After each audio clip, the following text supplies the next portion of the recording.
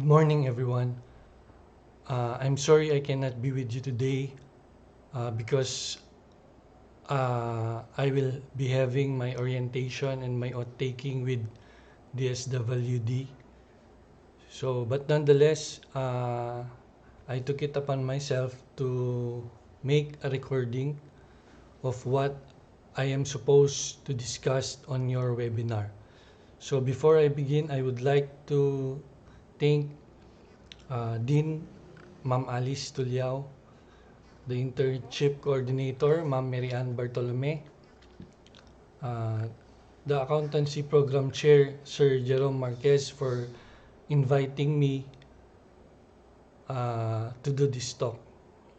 So basically, what I will explain to you guys or relate to you guys is how can Data Privacy Act protect an ordinary employee or an ordinary individual in your case. Kasi you are supposed to be interns or siguro meron ng currently na nag-undergo ng OJT. Okay, kahit pa hindi kayo employees talaga, kahit pa student pa lang kayo, you should know your rights with regards to Data Privacy Act. Okay, so before we can go directly to Data Privacy Act, I would like us to have an idea of where does Data Privacy Act emanate. So lahat ng bagay mayroong origin. Okay? So here, in our case, before the enactment of the Data Privacy Act, was there a right to privacy for an individual? Of course, common sense, yes. Diba? Meron na. But meron ba tayong legal basis with regards to data privacy? I'm sorry. Yan ang alamin natin. So, is there a legal basis to the right of privacy of every individual? Okay. Under the U.S. Supreme Court decisions, the essence of privacy is the right to be alone or the right to be let alone. Diba? To be entitled to your own privacy. In the Philippines, walang specific law regarding or statute regarding data privacy. So, we need to dig back. So, under Griswold versus Connecticut, under the U.S. Supreme Court decision, it ruled that the right to privacy has a constitutional foundation, and this decision has been adopted by the Philippines. Sir, paano na-adapt ng Philippines yan? In the case of Morphe versus Mutu. Okay? The Philippine Supreme Court adopted and stated that there is a constitutional right to privacy.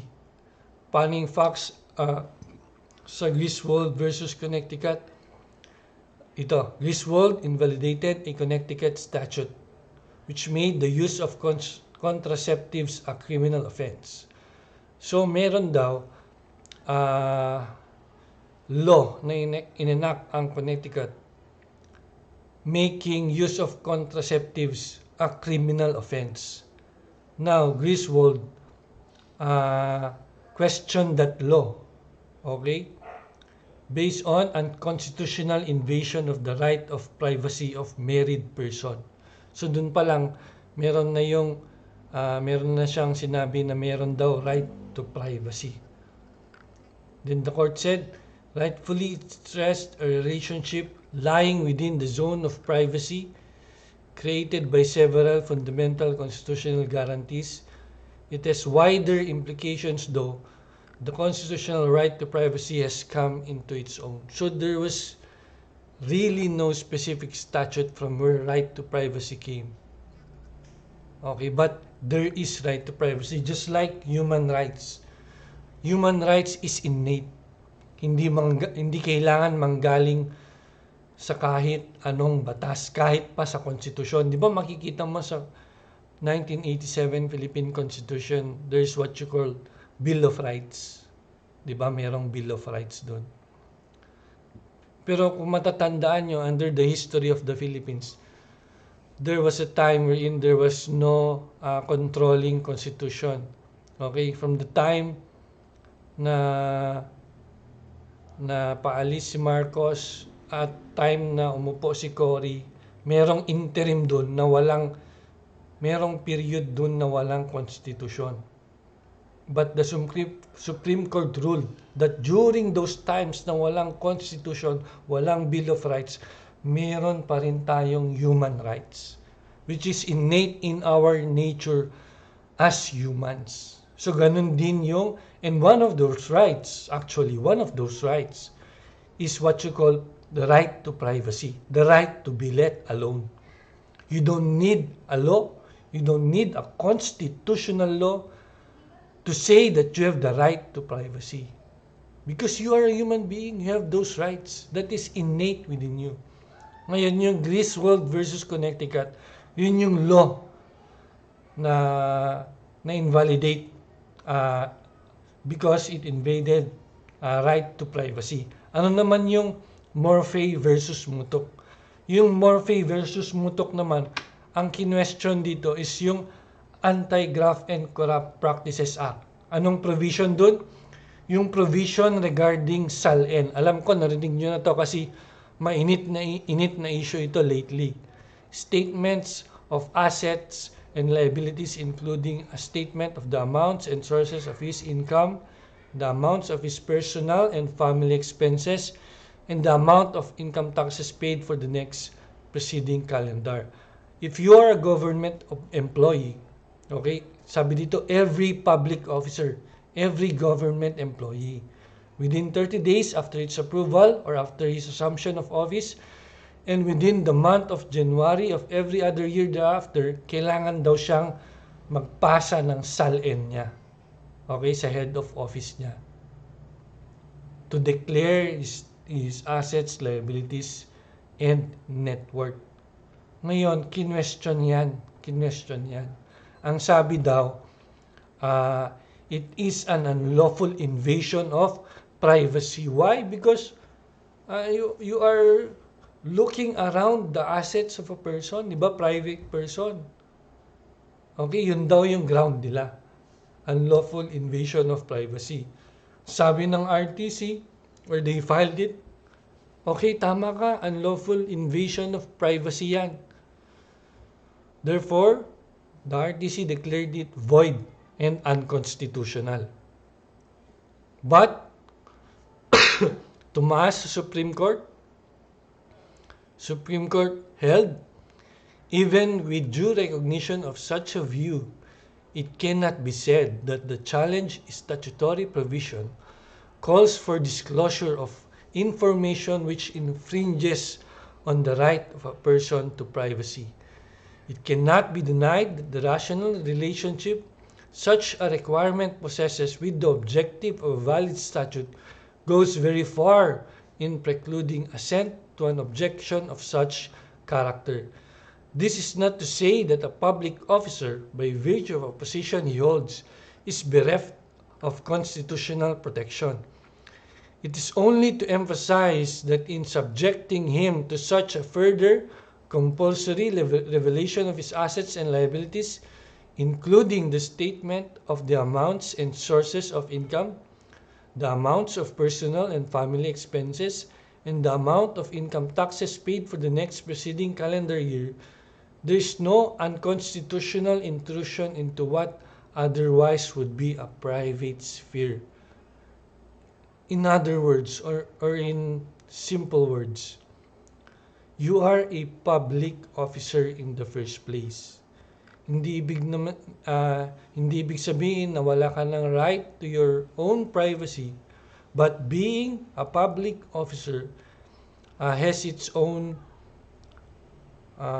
responsibilities and duties, and one of them is to declare your statement of assets, liabilities, and net worth. Diba? Meron din kasing law, okay, regarding public officers na dapat, what do you call it? They must be frugal with their expenses. So, anong ginawa ng Supreme Court? They reversed the ruling of the RTC. Ang sabi ng RTC kanina, di ba? Void and unconstitutional. Ni-reverse ng Supreme Court, therefore, yung law daw valid and constitutional. Kaya hanggang ngayon, lahat ng government employees, tanungin nyo kung yung magulang nyo nagtatrabaho sa government, kahit anong government agency, okay, they prepare their SALN. Okay? Ultimong si Pangulong Duterte nga, di ba? Oh. Yun lang kasi ayaw niyang ipakita sa public. Pero na-discuss ko na sa inyo dun sa ating previously yung ginawa nating seminar noon na a president, okay, must declare or must make his SALN public. Dapat public yan, hindi yan dinedeny sa tao. Kasi public interest po yan. Okay? Other instances where the Supreme Court mentioned the right to privacy. Liberty in the constitutional sense. Actually, na kay Morphy versus Mutok din ito. Okay, liberty in the constitutional sense must mean more than freedom from unlawful government restraint. It must include privacy as well. If it is to be a repository of freedom, the right to be let alone is indeed the beginning of all freedom. So that's how important the right to privacy is. Okay? Before kasi, ang notion mo ng right to privacy is limited to the four corners of your house. Diba? Hindi pwedeng you have the right to your own world, right to privacy. Noon yun.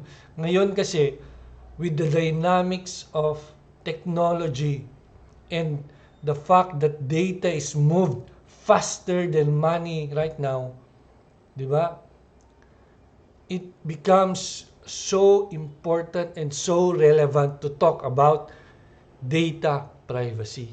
Kasi we are gearing toward that next generation. Di ba? Wherein data is almost everywhere, di ba? I know you are aware, kahit college students pa lang kayo, kahit high school students pa lang, they give out data. They give out pieces of information, which we will later on define. As a matter of fact, this right to be let alone is, to quote from Mr. Justice Brandeis, the most comprehensive of rights and the right most valued by civilized men. Why? If you don't have the right to be let alone, or don't have the right to privacy, diba? Imagine if you don't have those rights. But anyone can look into your own business, diba? Anyone can just, kumbaga pinagchichismisan ka, sinisilip yung ginagawa mo, maya't maya, diba? Wala nang essence yung pagiging tao mo kasi pag ganun. Okay? That's why, very important ang right to privacy ng isang tao. And since then, in our Constitution, we have instituted these rights. Okay? Saan natin makikita? Sa Bill of Rights. Although, itong Bill of Rights, para naman aware kayo, Bill of Rights is placed in the Constitution not for other people, but to protect the people from the government. That's why you always exercise your Bill of Rights against the government. Kasi kung na-discuss na sa inyo ang Constitution before, Constitution is the balancing of the power of the government and the rights of the people. Yun ang Constitution. Kaya kahit tanggalin mo ang Bill of Rights, meron pa ring rights ang tao. Nandyan lang ang Bill of Rights para maprotektahan siya sa government, because government has that potent power kapag hindi na-limit. Nandyan ang Constitution to limit that power. Okay? First of those rights, the privacy of communication and correspondence, di ba? Privacy of communication and correspondence. Ngayon, let's be modern, or let's try to conform with what is happening now. Communication and correspondence, nasa chat, nasa message mo sa cellphone, nasa call records, di ba? You cannot simply record calls. Meron na tayong law dyan na protecting that kind of information. You have the right to your conversations or private chats with someone. Okay? Merong case dyan actually sa regarding mag-asawa. Even private letters, communications ng mag-asawa, walang right yung asawa na halugugin yan. Kasi that is your right. Okay? Hindi din yan right ng asawa mo. Meron ng decision dyan. Ayoko lang mag-dig deep kasi baka lalayo tayo. But you have those kinds of rights. The right to life, liberty, property, and due process of law. Saan tayo interested dito with regards to Data Privacy Act? Diba? The right to life, liberty, property. Okay? Your freedom. Okay? The right against unreasonable searches and seizures. Diba? The government, the state, or the police officers or the law enforcers cannot just go into your house or go into your office and just take all the documents or all the evidences they want to present. No. Dapat meron niyang search warrant. Di ba? Hindi basta-basta. Kapag nakuha yan, meron niyang error regarding the admissibility of the evidence. Freedom of religious belief, of course. Very well protected. Di ba? Under the Civil Code of the Philippines, it also protects our right to privacy. Every person shall respect the dignity, personality, privacy, and peace of mind of his neighbors and other persons. It punishes as actionable tort several acts by a person meddling and prying into the privacy of another. Itong tandaan nyo, guys. Okay? Ang buhay ng isang tao, buhay niya yan. Unless na ginawa niyang public para malaman nyo. Diba? Yung mga nagpo-post sa Facebook, okay lang yan. Kasi pinopost nila publicly. But, if ayaw niyang ipaalam or she has her own privacy, you cannot meddle and pry into the privacy of another. Diba? Yung mga chismoso, chismosa. Mayroong actually mga ganyan na mga na pagbabayad. You are liable for damages. Okay, why the other person's business is not your business.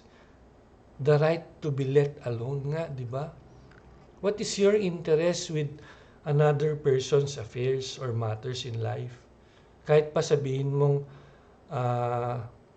mali yung mga desisyon niya sa buhay, okay, mali yung mga desisyon niya sa buhay, wala tayong karapatan na to meddle and pry. Kasi that creates a very uncomfortable atmosphere to that person, and that person can sue you in court. Okay, gaya nito, di ba? 2 Cagayan wives jailed for alleged gossiping. Okay? So, mag-iingat. Hindi basta-basta kasi ang mag-pry at mag-meddle sa affairs ng isang tao. Mas better let them be. If that doesn't concern you, wag ka nang makialam. Okay? Under the revised penal code, it is also punished. Makes a crime the violation of secrets by an officer, the revelation of trade and industrial secrets, and trespass to dwelling. Itong violation of secrets by an officer, revelation of trade, itong violation of secrets by an officer regarding national matters with regards to public security, yung mga sensitive information which should not be disclosed. Revelation of trade and industrial secrets with regards to taking advantage of learned secrets from, let's say for example, nag-apply ka na chef sa isang restaurant, you cannot just kapag nag-resign ka, gagamitin mo yung trade secret na yun or yung recipe niya yun na siya lang ang may alam. Okay? Hindi basta-basta yun. And trespass to dwelling. This is with regards to your house. Okay? Hindi basta-basta makakapasok ang sinumang tao, kahit police, kahit law enforcers. Okay? They need your consent. They need your permission. Di ba nga, sa checkpoint, you are not obliged to open your car for the police officers. Pero I am not encouraging you to do that. Na sabihin mo, may right ako to privacy, no? Wala ka naman tinatago, di ba? Just show them. Wala namang mali doon. Ang interest naman nila is safety lang. Okay? But, you can exercise that, lalo na sa mga private. Yung sa SM. Di ba sa SM, binubuksan yung likod ng trunk ng sasakyan. Basta-basta yun, ha? Walang consent yun. Okay? But, you understand the situation. Not everything is legal. Kaya pag naging lawyers kayo later on, I would like to see one of you become a lawyer. Okay? Kahit pa BA kayo, tingnan nyo ako, BA din ako. Hindi natin ma-define ang future natin based on where we stand right now. Kaya the future is bright for you guys. Ngayon pa lang nag-i-intern kayo. You take every opportunity that you can learn. Every talent or ability that you want to develop, do it right now bago kayo graduate. Okay? Okay. Ayan. Si Rocky na naman. Sabi niya, liable daw yung nag-leak ng video for revealing public secrets. Manong, public na nga. Secret pa. Para ka namang ikipagbiruan. Diba? Under rules of court, there are also right to privacy at play. So, lahat ng information na shinare mo sa abogado mo, sa doktor mo, sa pare, or sa asawa mo, they are covered by what we call privilege information. Anong ibig sabihin nun, sir? Kapag nagkaroon ng kaso later on, hindi basta-basta madi-disclose yung information na yun. Hindi pwedeng ipagkalat yan ni attorney. Hindi pwedeng ipagkalat yan ni doktor. Kahit sa asawa, hindi nila pwedeng ikwento yan. Okay? Ganun yun. Kaya kapag lumalapit kayo sa abogado or sa doktor, kung hindi man nila ni-remind sa inyo, alalahanin nyo na meron yan. Kapag nilabag nila yan, pwede nyo silang may right kayo against those professionals. Okay? Bakit sir, na kailangan privilege siya? Bakit siya hindi required na ikalat ng abogado or ng doktor? Because that is kumbaga sensitive information. 'Di ba? Kung ikaw meron kang problema, hindi mo nga basta-basta masabi yan sa abogado, 'di ba? Lalo na kung private, which is I experience kapag sa mga annulment cases, hindi basta-basta magkukwento ang tao, lalo na kung yung asawa ng babae, hindi basta-basta magkukwento. They need assurance that yung anumang sabihin nila sa iyo, protected. Okay? Ganun yun. We are bound by attorney-client privilege. Just like a doctor, a priest, or kapag yung asawa nyo na later on. Okay? Other laws, anti-wiretapping law. This law should be renewed kasi masyado nang luma itong law na to. Pag binasa mo yung provisions niya, luma na yung mga terms, yung digital na kasi ngayon. Okay? Secrecy of bank deposits with regards to privacy of your bank deposits. Intellectual property law. Okay? And your Data Privacy Act. Now we go to Data Privacy Act. Okay? Data Privacy Act was enacted in the year of 2012. So, ang tagal na pala, sir, ng Data Privacy Act. Yes. Matagal ng Data Privacy Act. It only found its relevance parang recently lang, di ba? Parang recently lang nagkaroon ng drive regarding protection of data, di ba? The National Privacy Commission is a body that's mandated to administer and implement this law. So kung merong agency na mandated with regards to Data Privacy Act, it is the NPC. It makes rules, it makes advisory, public education, compliance and monitoring, investigations and complaints, and enforcement of Data Privacy Act. What is data? Okay. Ano nga ba ang data? Ngayon, kaya siya natagalan, di ba sabi natin, 2012, na-enact si Data Privacy Act. 2016 lang kasi nagawa yung IRR niya. 2016 lang, 2016 nagawa yung IRR, 2016 lang nag-take effect. Kaya recently lang siya. And then, all agencies or organizations must have 1 year to comply with registration requirements. Paano mo malalaman kung qualified ka? Dapat at least 1,000 individuals or personal records must be registered with NPC. Kung yung database na hawak mo is more than 1,000, you must comply with the data privacy law. This is with regards to the institution or yung employer nyo later on, yun yung concern dito kapag NPC kasi. Pero pag Data Privacy Act, concern kayo dyan, dapat malaman nyo yung rights nyo. Ano bang rights ng isang data subject? Yan, malalaman natin more. Just what is data? Data subject refers to an individual whose personal information is processed. Data actually is not defined under the Data Privacy Law or Data Privacy Act. Hindi siya na-define. Ang sabi lang, data subject refers to an individual whose personal information is processed. Pero from this definition kasi, we can see that a data subject is yung tao. Okay? Whose personal information is processed. So meaning data is equal to personal information. Ano bang personal information ng isang tao? Ano ba yun, sir? Pangalan mo, birthday mo, diba? Gender, lahat yan magre-refer sa personal information. Sa tingin mo, sir, covered ba kami niyan? Covered kayo niyan. Meron ka bang Facebook?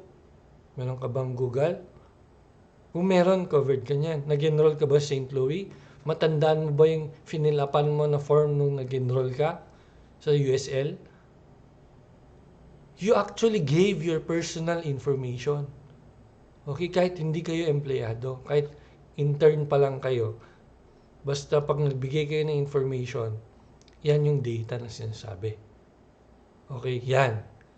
Sa USL, Facebook, sa YouTube, Instagram, kahit yung mga forms na finifilapan natin sa barangay, sa school, sa PNP, sa Google, kahit saan, sa pag-open ng bangko, kahit yung information na makikita nyo sa birth certificate yun, personal information lahat yun. Pag pupunta kayo sa doktor, sa dentist, nag-fill out kayo ng information, those are data. Personal information lahat yun.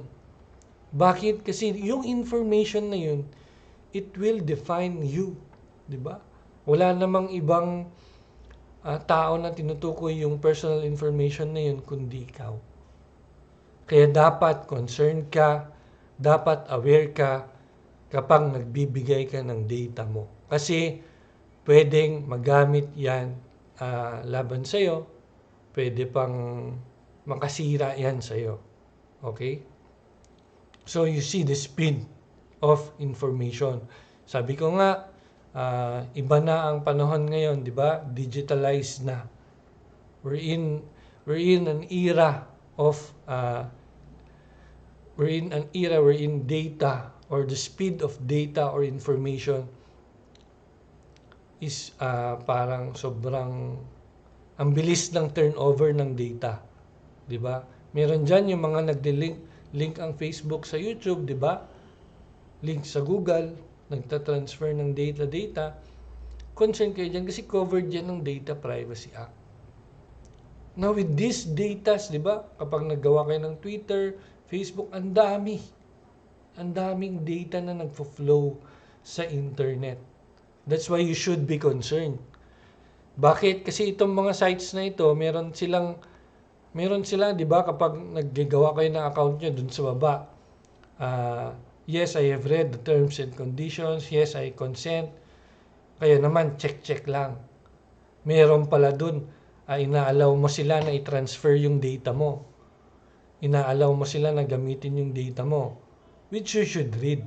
Okay, kaya hindi basta-basta nagagawa ka na check lang. Okay, why? Because data is valuable. Tatanungin mo, ano na ang mas valuable ngayon? Data ba o money? Data ba o money? Kung noon siguro money. Diba?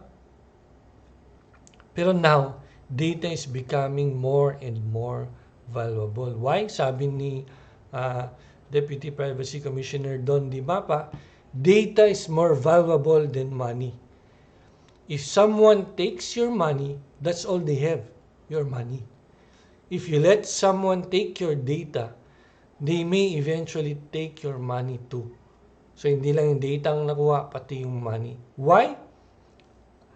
Because by taking those personal information, hindi lang perang mo kuha sa iyo, di ba? Pati yung identity mo. This has its links to identity theft. Di ba? Kaya, of course, a lot of you na-experience nyo na yung nahack, ganun. Or, kung hindi man, yung may gumawa ng Facebook account na picture nyo, tapos pangalan nyo, di ba? That is it.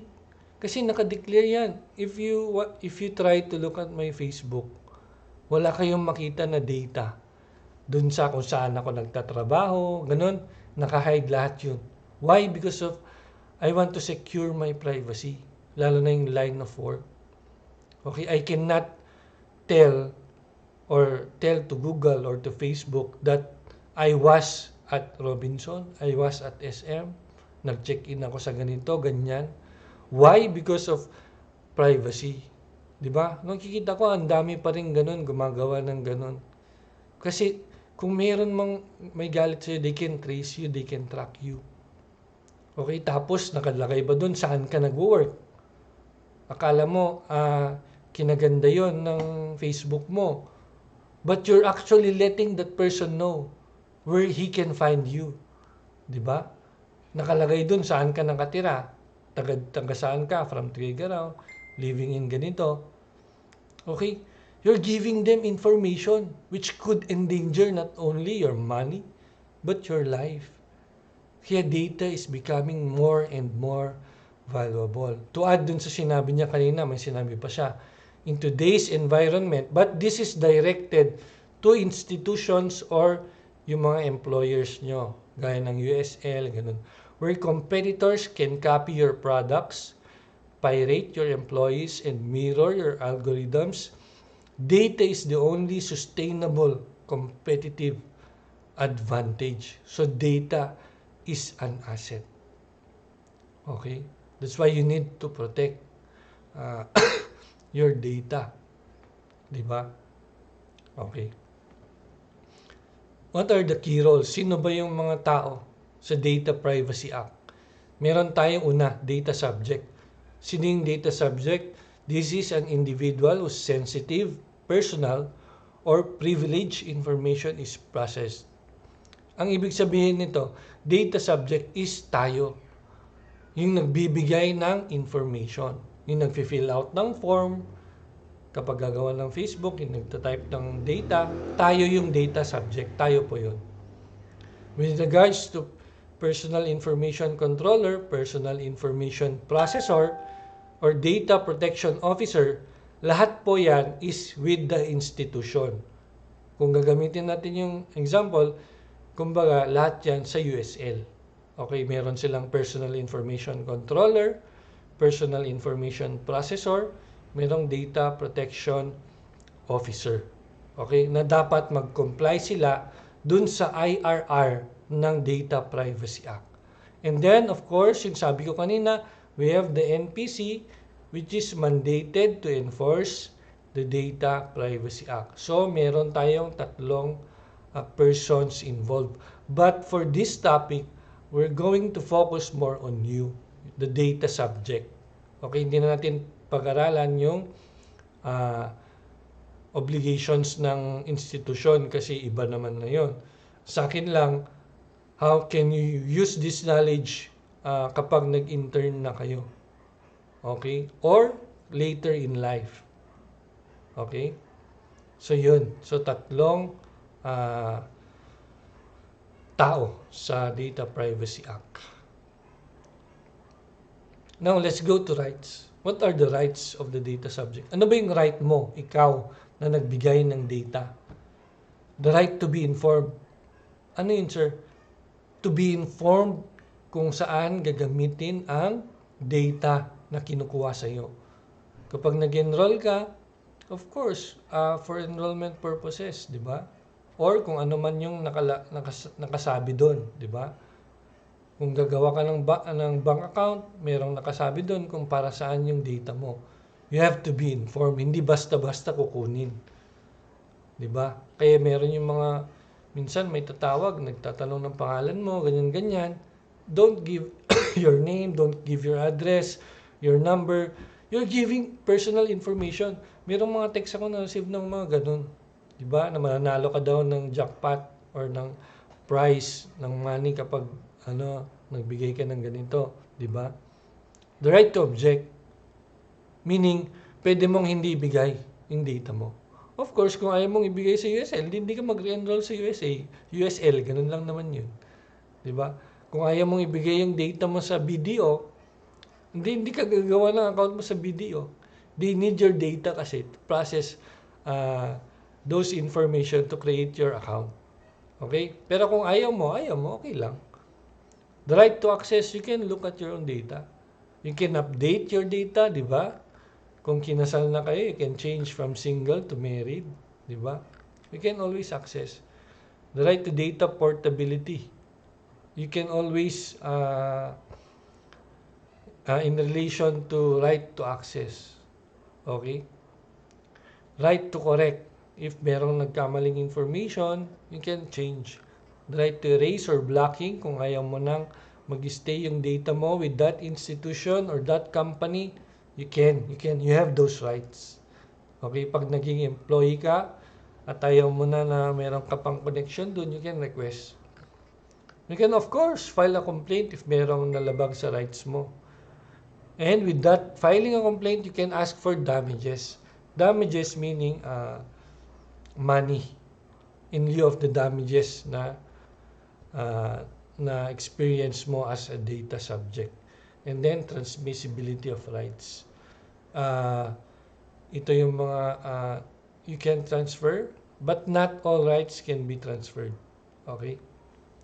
Yun yung rights of the data subject. So, you should know those rights. Dapat alam mo kung saan gagamitin yung data mo.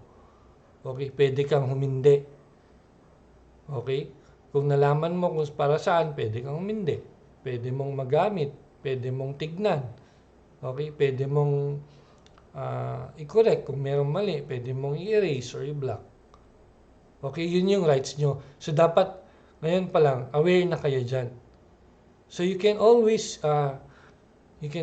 deny the institution or yung Facebook ng information kung gusto nyo.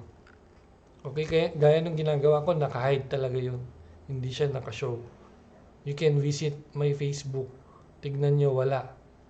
Wala yung kung saan ako nagtrabaho. Ganun, wala. Okay? Kasi safety mo na rin yun eh. Hindi na lang data eh. Parang personal safety na rin. Diba? Sabi natin, kanina, personal information is processed. What is personal information? Personal information refers to any information, whether recorded in a material form or not, from which the identity of an individual is apparent or can be reasonably and directly ascertained by the entity holding the information, or when put together with other information, would directly and certainly identify an individual. Gaya nga nung nasabi natin kanina, any information that can identify you as a person or as an individual. So, yun yung personal information. Take note, whether tinype mo yan sa Google form, sa Facebook, or finilapan mo yan, that is data, that is personal information. Hindi natin kinaklasify whether tinype or sinulat. Okay? How about sensitive personal information? Okay?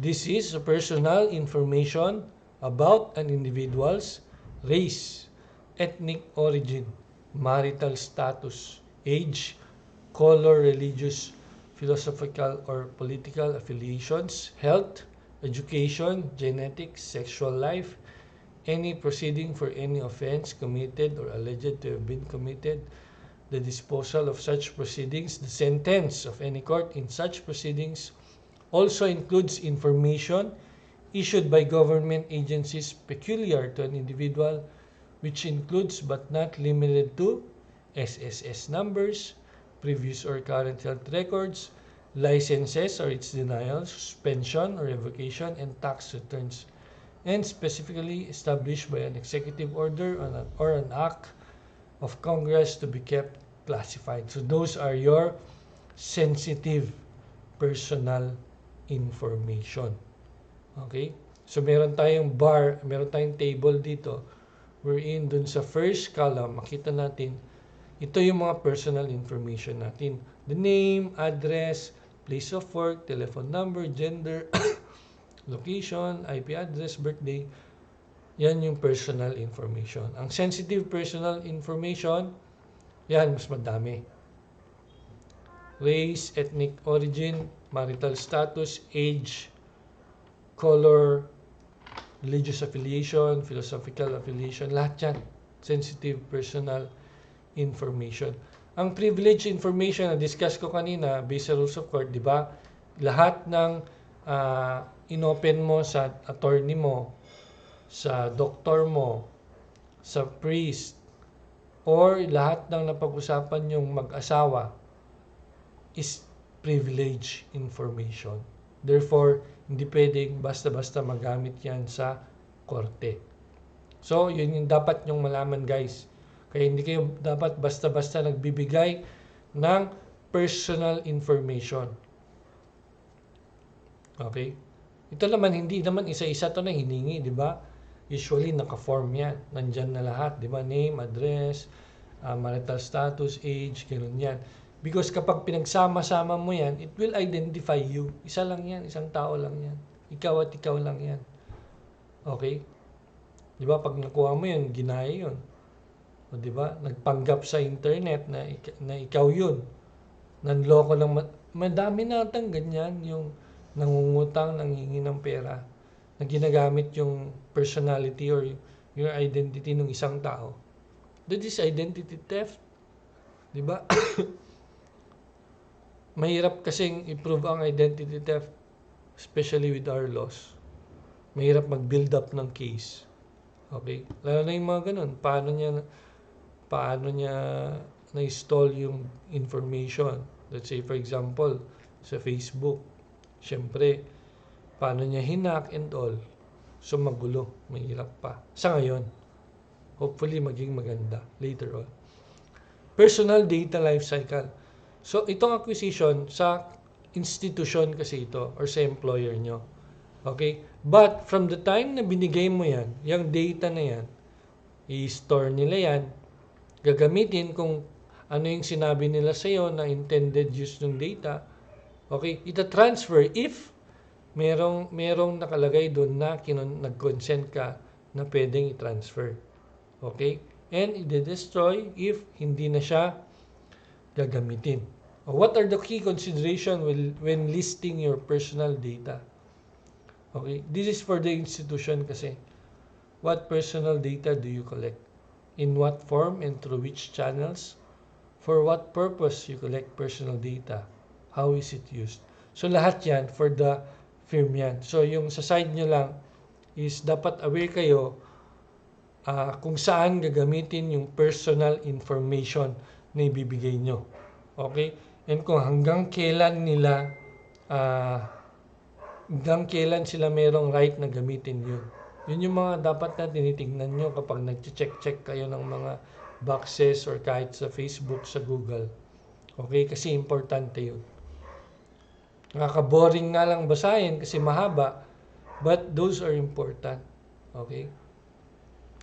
Under Data Privacy Act, we have the principle of transparency. A data subject must be aware.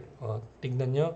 A data subject kayo must be aware of the nature, purpose, and extent of the processing of his or her personal data, including the risks and safeguards involved, the identity of personal information controller, his or her rights as data subject, and how these can be exercised.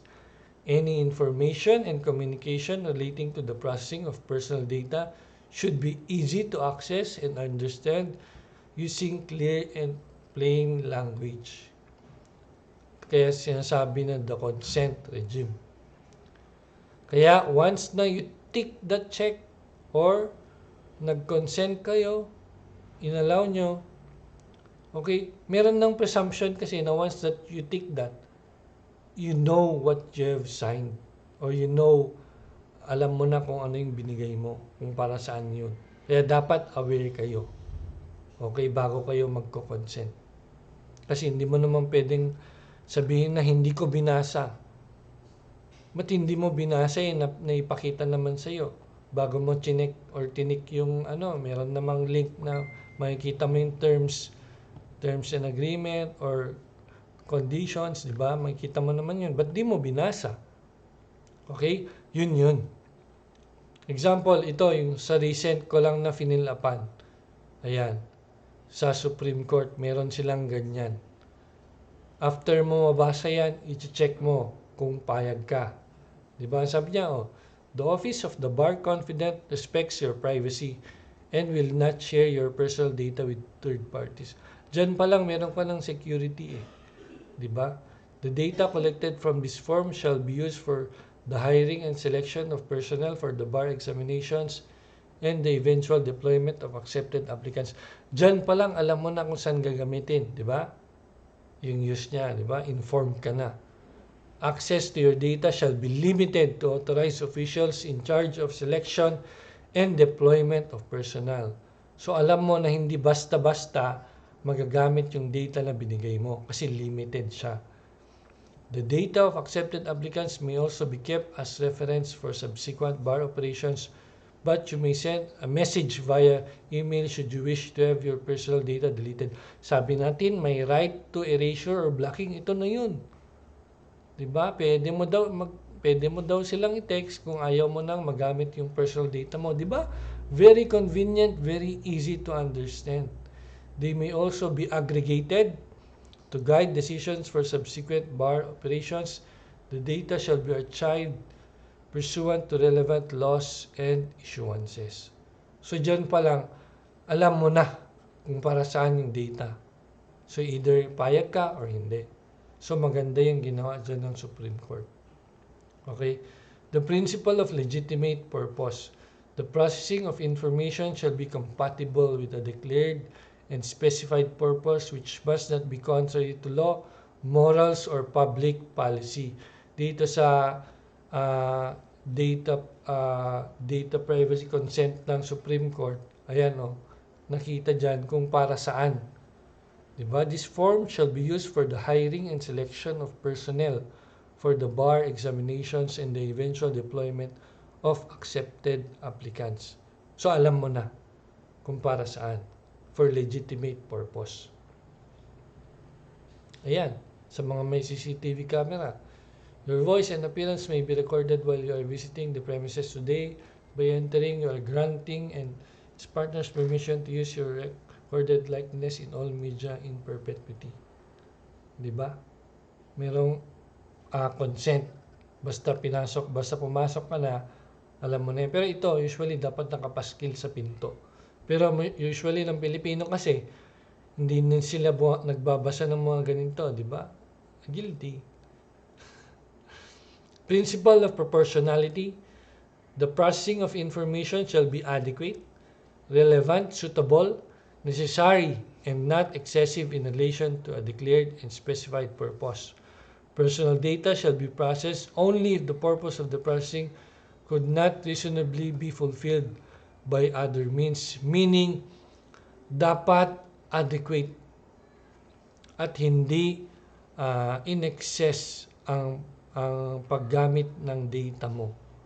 Dapat nakalagay doon kung para saan lang siya gagamitin.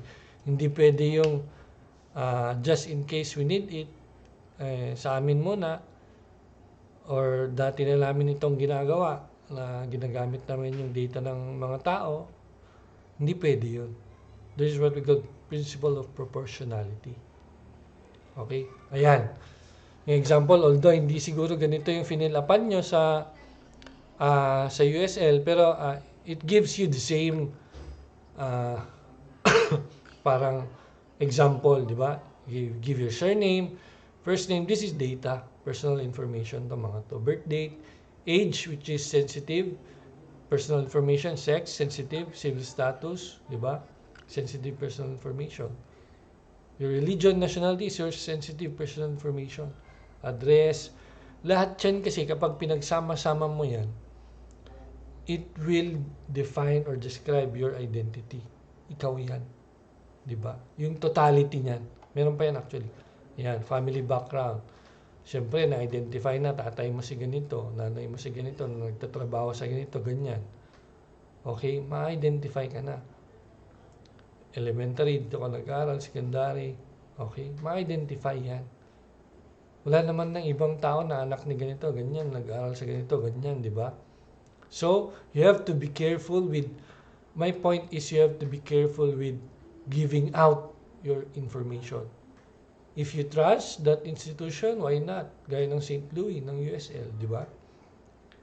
If hindi naman, if bago mo pa lang na ano yung institution na yan, at meron kang doubts, it's safe to read the disclosures, the terms of the agreement, para hindi ka later on magsisi.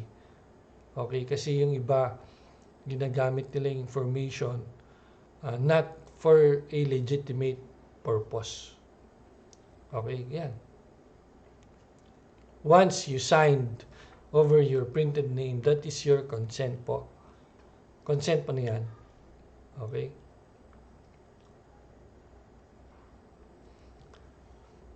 To cap it off, personal data shall be processed fairly and lawfully.